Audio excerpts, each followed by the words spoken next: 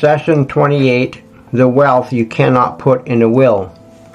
Welcome to Session 28. I'm Rich Abbott, The Steward's Mind, Week 6, Session 3 of 5. In the last two sessions, we have established that legacy has three dimensions: financial, cultural, and spiritual, and we have gone deep into the cultural dimension. Today, we look at something that does not appear in any estate plan or financial document: the wealth you cannot put in a will.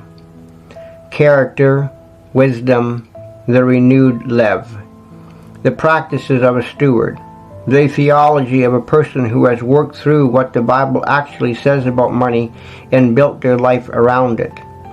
None of these can be liquidated and distributed.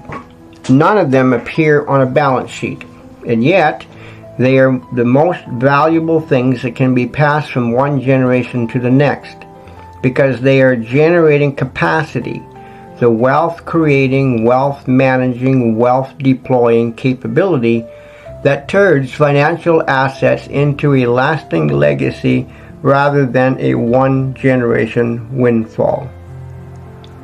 Part 1. The Lottery Problem. Here is a pattern that has been documented so consistently that it has become a cliche: lottery winners who lose everything within 5 years. Researchers have studied this extensively. The specific percentages vary by study, but the consistent finding is that a large percentage of people who receive sudden, significant financial windfalls, lottery wins, inheritances, legal settlements, return to their previous financial condition within a few years, not because the money was not enough, but because the thermostat was never changed. The financial assets arrived, but the beliefs, the practices, the relationship with money, the identity of a steward, those were not there to receive and manage what arrived, and so the money found its way back to the level the lev expected. This is the devastating reality of financial inheritance without cultural and spiritual inheritance. You can leave your children money, but if the lev that receives it has not been renewed, if the financial culture and spiritual foundation were not transmitted alongside the financial assets, the money is statistically unlikely to outlast the generation that receives it. Proverbs 13:22 says, "A good person leaves an inheritance for their children's children, not children who squander it before the grandchildren can benefit. Children's children." The assumption is that the inheritance is managed faithfully by the intermediate generation, and that faithful management requires a steward's lev, not just a steward's bank account. Part 2. What cannot be inherited passively? The wealth that cannot be put in a will must be transmitted actively. It cannot be left in a document. It cannot be deposited in an account. It must be modeled, taught, practiced, and lived in the presence of the people who are watching. What are the components of this non-financial inheritance? The first is a theology of stewardship, the understanding deep in the lev, not just known intellectually, that money belongs to God, that the human role is management, not ownership, that faithfulness with what has been entrusted is what is being evaluated. Children raised in a household where this theology is lived rather than merely stated absorb it at a level that no inheritance document can replicate. The second is a renewed relationship with work. The understanding that work is a vocation, a calling, an expression of the imago Dei, a participation in the creative and generative work of God in the world. Children who grow up watching a parent engage their work with dignity, diligence, and a sense of purpose inherit a relationship with work that is itself a form of wealth.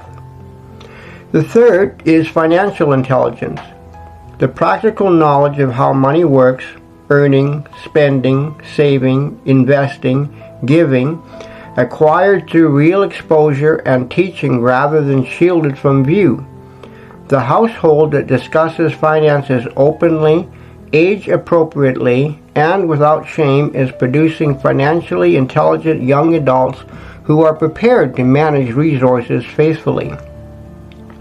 The fourth is a capacity for generosity.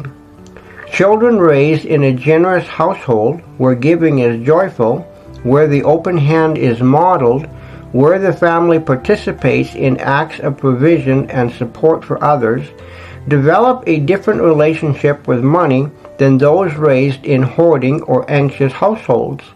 They have seen in practice that the open hand does not diminish the giver, that truth in the nervous system is worth more than any financial asset.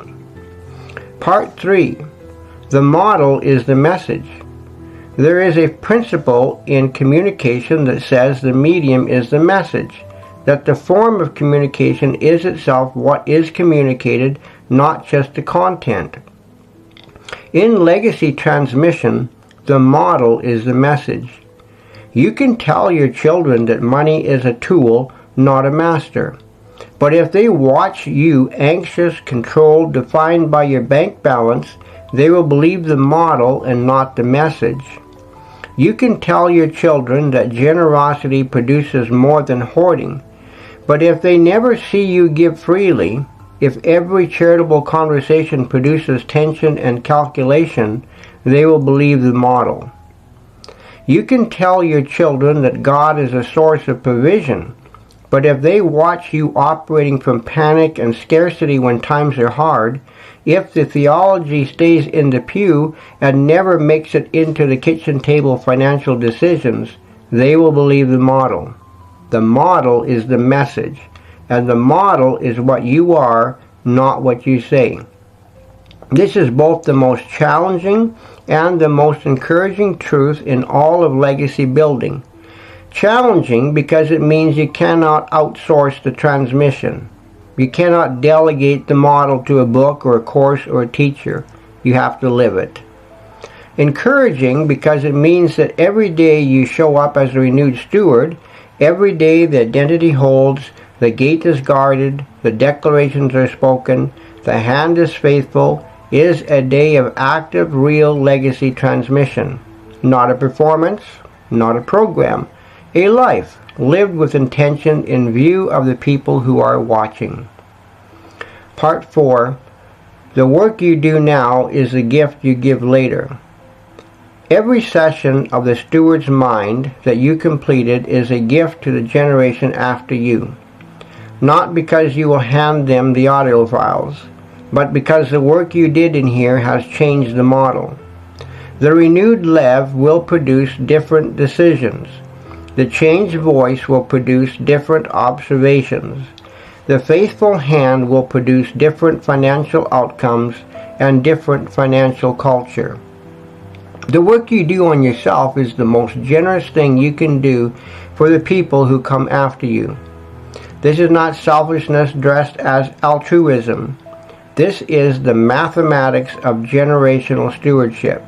You cannot transmit what you do not have. You cannot model what you have not built. And so building yourself, renewing the mind, guarding the Lev, practicing the daily disciplines is simultaneously the most personal work and the most generational work you can do. Closing declaration. Say this. The wealth I leave is more than money. I am transmitting theology, character, wisdom, and a renewed relationship with work and giving. The model is the message, and I choose to live the model. Every day I show up as a steward is a day of active legacy building. The work I do on myself is the most generous thing I can do for the generation that follows. This is Rich Abbott. Session 29 is next.